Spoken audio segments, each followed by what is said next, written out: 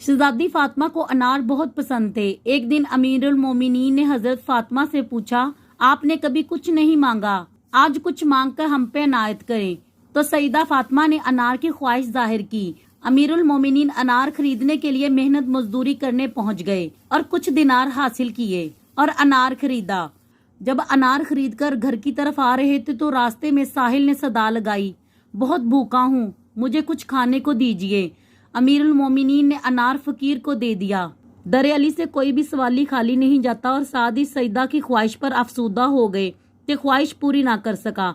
बस घर के रास्ते पर चल पड़े कि सारा माजरा सईदा बीबी को सुनाता हूँ। जब घर पहुंचे तो देखा कि जनाबे सईदा अनार से भरी टोकरी लेकर खड़ी हैं और अनार तनावल फरमा रही हैं। जनाब अमीरुल मोमिनीन ने जब पूछा कि ये अनार कहाँ से आए तो मालूम हुआ कि अनार अमीरुल मोमिनीन की तरफ से कोई अल्लाह का फरिश्ता देकर चला गया है। ये बात सुनते ही आप सईदा ने सारा वाकया बयान किया और अल्लाह पाक का शुक्र अदा किया।